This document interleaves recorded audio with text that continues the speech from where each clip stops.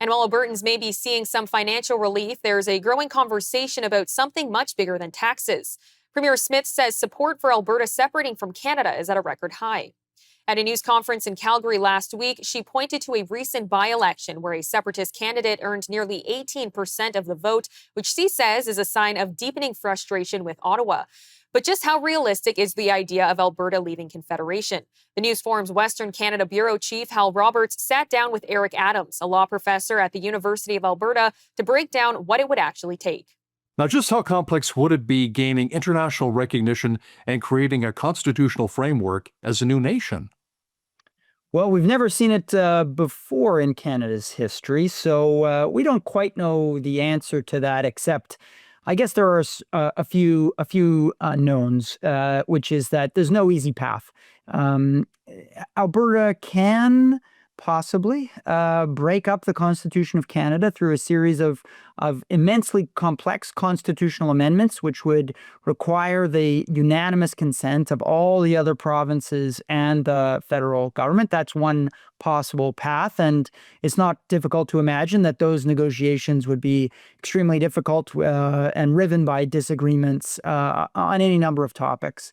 The other possibility is that Alberta says, sometimes Quebec has taken this view, that to leave Canada only requires a unilateral declaration of independence and to have other countries recognize you as independent. So in international law, if other countries call you a country, then you can gain international recognition that way. So would Alberta try and have a pre-arrangement with the United States of America, perhaps, or some other countries? Again, that's going to be complicated because the United States of America may say, well, we don't want a new northern country on our border. Maybe Europe says, well, we're loyal to Canada. We're not about to go and start recognizing independent provinces as their own countries. So no matter how you slice it, this would be an immensely difficult task. Or as maybe Trump refers to Canada as the 51st state, right? Now, Eric, what about Indigenous rights, in particular in relation to land claims and resource management? This is another very difficult issue that Alberta is just starting to grapple with. A number of Indigenous nations that have treaties, treaties 6, 7, and 8, which cover almost all of the province. Those treaties were signed in the late 19th century between Indigenous nations and the Crown. And those nations have said, well, you can't separate Alberta because that would break our treaties with the Crown. And they have rejected the whole premise of separation and a separation referendum in the first place.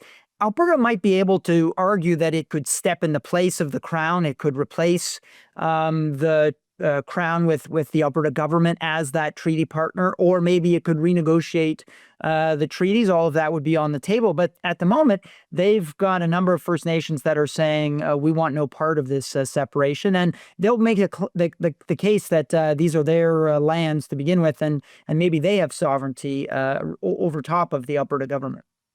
Now, Premier Daniel Smith says we would hold a referendum on potential separation. But what would come after that if the majority of Albertans said, yeah, we want out of Canada? What the Supreme Court has said is that if, yes, there's a clear majority of voters that vote yes to a clear referendum to separate, what that triggers is a constitutional duty to negotiate for all of the other partners in Canada. That means every other province and the representatives of the federal government. They would have to sit down with Alberta and try and negotiate out of this constitutional crisis. What's the end point of that negotiation? Well, it might be Alberta's separation with unanimous consent. It might involve breaking up Canada and a new Constitution of Canada without Alberta being formed. But it's also not hard to see those negotiations breaking down over things like borders, share of the national debt, currency, national parks, Indigenous rights, and on and on and on. And so it's difficult to see how Alberta could go into a set of negotiations with every other province and say, well, this is easy. We snap our fingers and we're a country. It just doesn't work that way. Could Alberta face a number of legal disputes and challenges, not just from Indigenous groups? Well, there'll be a question, no doubt about it, from Indigenous nations. But what about other Albertans? Well, they might question whether or not there was a clear majority in the referendum. They might question whether the referendum itself had a clear question.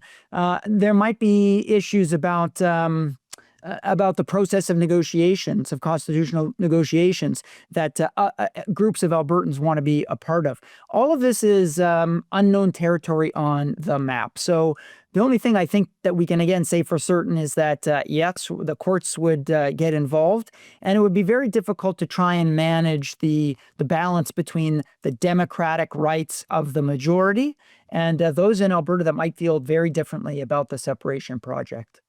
Now, Eric, Alberta becoming its own nation would also need its own police force, healthcare, education, a national currency. There's so much that would need to be done. Could it all be done? And how long would it possibly take? Well, I think you're looking at years to form a new constitution. I don't think you can enter into the 21st century with completely undefended borders. So Alberta would need an army, I would think. The United States might well take the position that that's a territory that it should annex. There may be other world powers that similarly look at Alberta's resources. So how could it simply define itself as a country after more than 100 years as a province? It would be extremely difficult to do, and the preparations that would need to take place for an Alberta Independence Day to finally occur, we're not talking months, we're talking years. Now, when residents in Quebec held their votes in separating back in, I think it was 1980 and again in 1995, and voted no, the wheels were kind of set in motion to help create the Distinct Society Clause in the Canadian Constitution for them. Could Alberta maybe do something similar? Well, the Distinct Society issue around Quebec was part of some of the constitutional failures at amending the Constitution in the 1980s. It never made it into the Constitution itself, but the House of Commons after the 1995 referendum recognized Quebec as a distinct society in a motion, as a kind of symbolic gesture to Quebecers. Would you see other kinds of symbolic gestures to Alberta if we came close to a vote to separate? Well, I think there'd be a sense, just like in Quebec in the 1990s, that there was a real problem of the federation on our hands.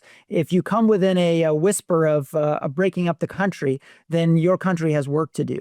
Now, whether Alberta would get to that place or not, I think is an unknown. It may be that the separation momentum withers and dies once we face something as serious as a referendum vote. But all bets are off. It's hard to predict where politics might take you, and it looks like we're heading to some uncertain politicking in the next few months in Alberta.